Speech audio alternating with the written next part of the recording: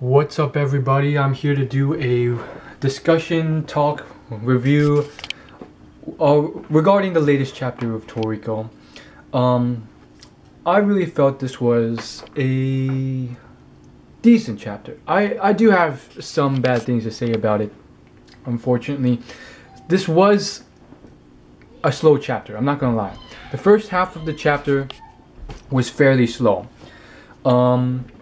It was good, it was heartfelt, and so forth. But Toriko's a weird thing. I'm very curious to see the general age group of Toriko viewers, or watchers, or readers. So if you will, leave a comment with your age, or age range. Because here's the thing. I try to get my younger sisters, who were 5, they're in 5th grade. They liked it.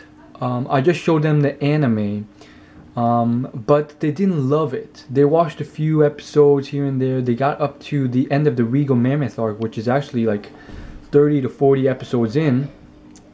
But I really had to push them at times to watch it. It wasn't something they were enthralled at. Granted, the anime is more kiddish and childish, so it boggles my mind what age group Toriko really is geared towards.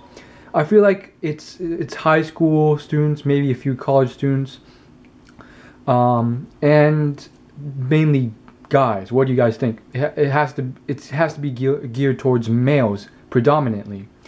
So you will get some females, but I don't know. The point is though, the first half of this chapter was pretty much all these, like, Toriko is randomly walking through town when I thought he should be training or doing something. Maybe he's just depressed and he just doesn't want to do anything. He's still in that state. I thought Jiro had cured him chapter before, but apparently not. So he's walking through town all depressed, and then these kids come up to him and pretty much, long story short, they show off all these food items that Toriko had discovered and so forth. And it's really hard to read Toriko on a consistent basis and not get picky with your food.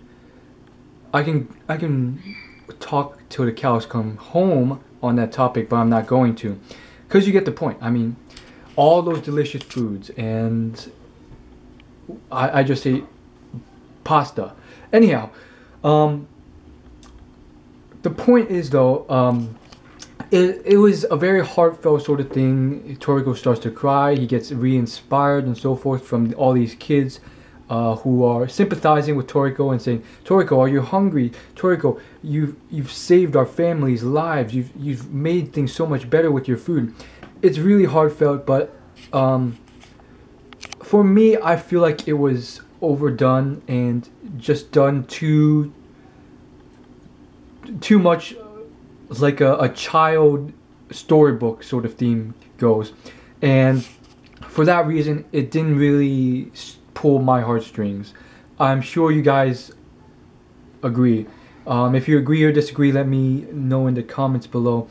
I personally think it was like, I'm always open to new ideas, open to new things, but this was overdone. This was done in many manga before. This probably may have pulled at my heartstrings if I were 10 years younger, but it is what it is. I mean, this is a central sort of thing that happens constantly in Toriko, so I'm sort of over it. Next, okay, here are the parts of the chapter I did like. The first was like the first page, because of its allusion to the last chapter, which if you watch my last video, I thought it was spectacular. This whole thing with Midora being so strong as he is, probably, like, granted, given what we've seen of Midora's power level so far, surprisingly, I have underestimated him and Ichirayu. I had no idea that they were so strong that they could just battle so intensely in the gourmet world with no problems. Which leads to two big conclusions, which I've mentioned before. First, the blue nitro must be on an entirely different level. Second, they're probably like stronger than most Gourmet World monsters. So given the second half of the chapter, which I'll talk about later, but given the second half of the chapter, we're assuming that their power levels are somewhere on the minimum of around a few thousand. Not power levels, capture levels.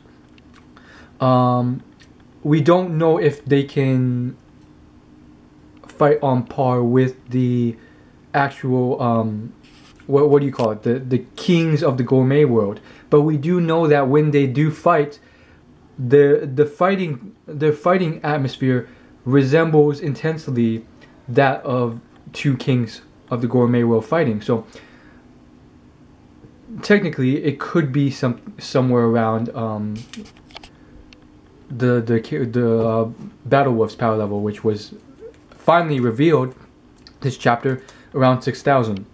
And alright, let's just talk about that. I think it was a great sort of setup, really good cliffhanger, really sort of awe-inspiring thing. I loved it. But a little part of me is like, was this the best move? Because now the author has confined the power cap, the capture level cap, because we got the kings who are on the highest capture levels. The 8 kings are the strongest in the entire Gourmet World, the entire planet. So for the author to finally define the finite power level of the matured, experienced battle wolf at 6,000, that's kind of like detracting from the experience, because now we know what's going to happen. We know the levels that we're going up to. Whereas with something like DBZ, there's always this mystery of how far can you take it, and they eventually transcended power levels, you know, over 9,000.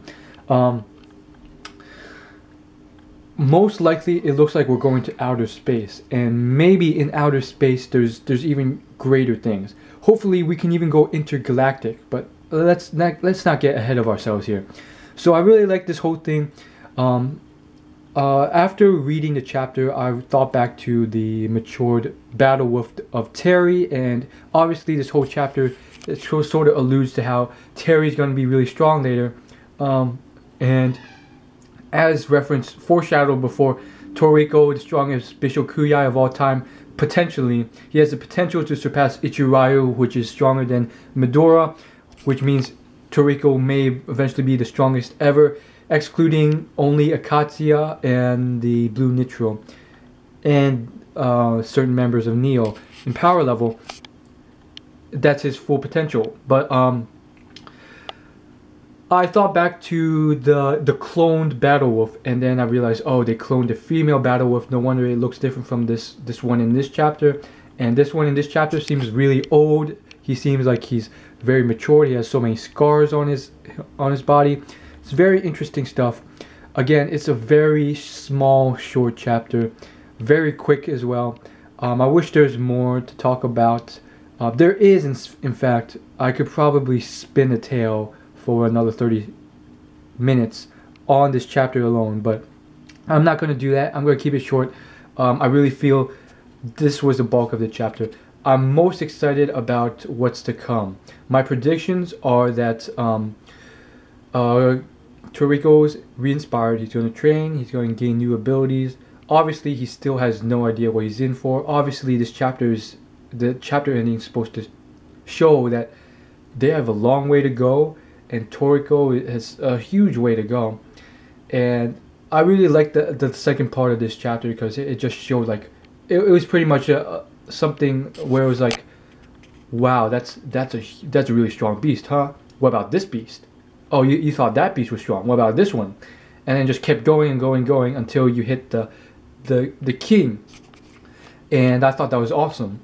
But it really just pumps you up to be inspired on what's to come in the future.